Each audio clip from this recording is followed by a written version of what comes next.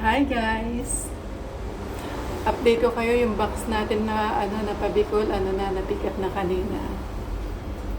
Ante-ante na lang tayo. Update ko kayo kapag na-receive na ng receiver. Alam niyo kung sino receiver? Si Ate Mina. Siya yung napakisuyuan ko na pagbagsakan ko ng box kasi wala namang iba. Wala naman akong bahay sa Bicol, tapos yung mga kamag-anak ko parang walang space. At saka dun mas madali. Tapos ngayon, meron sa akin nag-message na kung pwede raw, baka daw may mga damit pa akong natitira. Sabi ko, kababox ko lang ng mga damit na pabikol.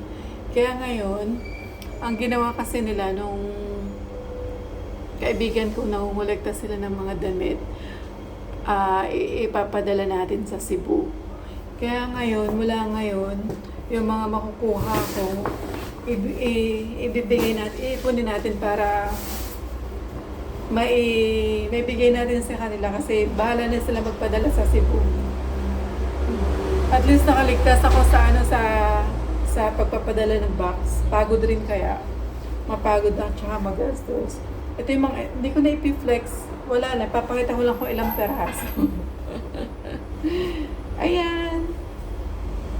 Ito mga nakuha ko ngayon. Iipunin natin to, ipapadala natin sa Cebu. Ang ganda nito. Kaya kayo, kung yung mga nandito sa Hong Kong, baka meron kayong mga hindi ginagamit, ibigay nyo na lang sa akin. Ako naman ngayon, ang mangungulekta, ipadala natin sa Cebu. Para makatulong naman tayo kahit sa konting bagay. Yung konting bagay sa atin, napakalaking bagay sa kanila. Medyo marami-rami din. Kaya lagi ko pinagdadasal na sana makakuha ako lagi ng damit. Ayun yun, para marami tayong ganda nito. Pero parang bagay ito sa akin, pantulog. Mahilig ako sa ganito, pantulog. Pangbahay. Ayun, ang cute nito. One piece.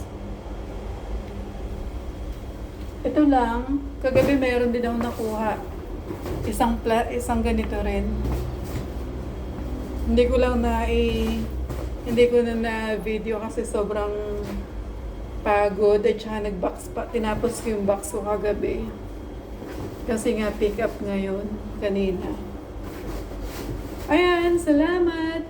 Message nyo ako kung meron kayong gusto i-donate ha, para maipon natin.